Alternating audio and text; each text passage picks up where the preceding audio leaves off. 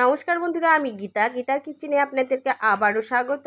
তো মটর ডাল নিয়েছি, দেখতেই পাচ্ছেন। তবে আজকের রেসিপিটা একদম দারুণ, একটু ভিন্ন স্বাদের করব। তো বাড়ির ধোকা কিভাবে তৈরি করতে হয় এবং এর টেস্ট এতটাই আসে যে না করলে বা না খেলে বুঝতে পারবেন না। তো ভিডিওটা দেখার জন্যে আপনারা আমার সাথে থাকুন আর পুরো ভিডিওটা উপভোগ করুন।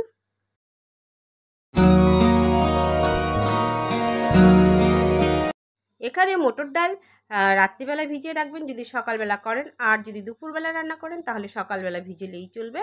তো আমি এখানে সকালবেলা ভিজিয়েছি, দুপুরে রান্না করছি। তো মটর ডালটাকে লঙ্কা সমেত বেটে নিয়েছি।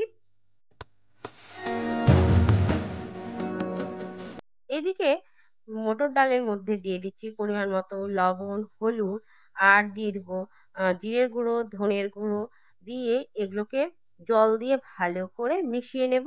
আপনারা চাইলে এর মধ্যে গরম মশলার গুঁড়োও দিতে পারেন। তো আমি গরম মশলার গুঁড়ো দিচ্ছি না, দুটো দিয়ে ভালো করে এগুলো মিশিয়ে নিচ্ছি।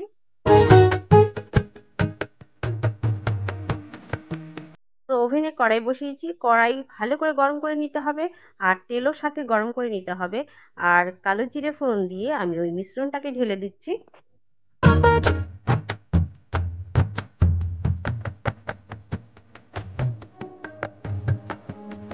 তবে মিশ্রণটাকে অনবরত নাড়াচাড়া করতে হবে, নইলে দলা পেকে যাবে।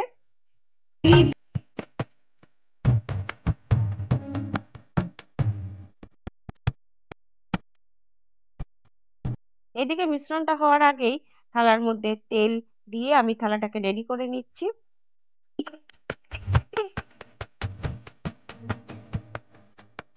তো এইভাবে অনবরত নাড়াচাড়া করতে করতে দেখুন মিশ্রণটা একদম ঘন হয়ে এসেছে এবং হাতা থেকে পড়ছে না।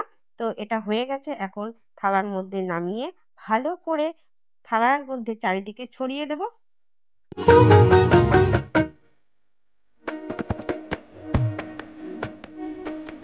তো এটাকে ছড়িয়ে দেওয়ার পরে কিছুক্ষণ ঠান্ডা করতে দেব। আপনারা চাইলে ফ্রিজের মধ্যেও ঠান্ডা করতে পারেন অথবা বাইরের মধ্যেও। আধা ঘন্টা ঠান্ডা করলেই এটা ঠান্ডা হয়ে যাবে। তো এটা আমি ঠান্ডা করতে দিচ্ছি। আর ওই ফাঁকে কিছু আলু সেদ্ধ করে নিচ্ছি প্রেসারের মধ্যে। তো এদিকে ধোকাটা ঠান্ডা হয়ে গেছে আর এটাকে বের করে আমি আমার পছন্দ মতন কেটে নিচ্ছি। আপনারা আপনাদের পছন্দ মতন কেটে নেবেন। আর এদিকে তেল বসিয়েছি, তেলটাও গরম হয়ে গেছে।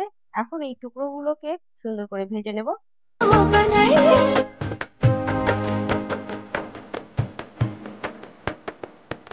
তো আপনারা চাইলে এর মধ্যে বেশি তেল দিয়েও ডুবো তেলে ভাজতে পারেন। তো আমি এইরকম ভাবেই ভেজে নিচ্ছি। তবে এগুলোকে নাড়াচাড়া করে এপিঠ ওপিঠ লাল লাল করে ভেজে তুলে নেব।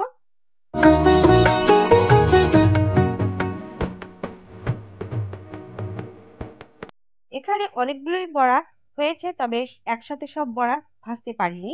এই জন্য দুবারে বড়াগুলো ভেজে নিচ্ছি।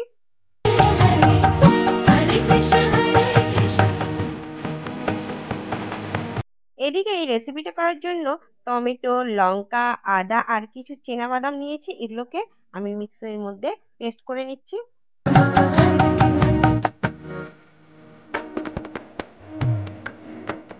এদিকে যে আলুগুলো সেদ্ধ করেছিলাম সেই সেদ্ধ আলুগুলোকে লবণ হলুদ দিয়ে ভেজে তুলে নিলাম।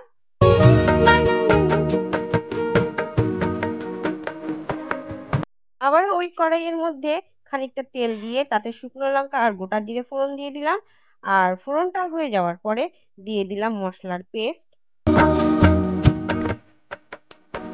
তারপরে একে একে গুঁড়ো মশলাগুলো অ্যাড করছি, যেমন হচ্ছে লঙ্কার গুঁড়ো, ধনের গুঁড়ো, জিরের গুঁড়ো আর একটুখানি গরম মশলার গুঁড়ো। তারপরে দিয়ে দিব হলুদ আর পরিমাণ মতো লবণ।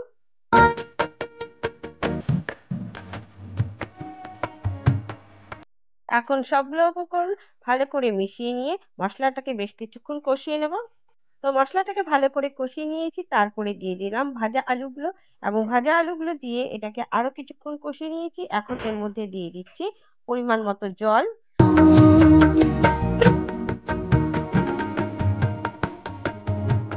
তো এখানে ঝোলটা ফুটে উঠেছে। এখন এর মধ্যে কয়েকটা চেরা কাঁচা লঙ্কা দিয়ে দিলাম আর তার মধ্যে ডালের যে ধোকাগুলো আমি ভেজে রেখেছিলাম সেগুলোও দিয়ে দিলাম।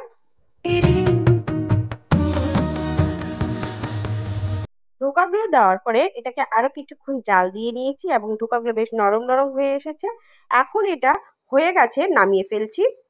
তো দেখতে পাচ্ছেন সবজিটা দেখতে কতটা সুন্দর হয়েছে, তবে এই ধোকা সবজি খেতেও কিন্তু খুব টেস্টি হয়। তো আপনারা বাড়িতে অবশ্যই ট্রাই করবেন, ট্রাই করে আমার কমেন্ট বক্সে কমেন্ট করতে ভুলবেন না।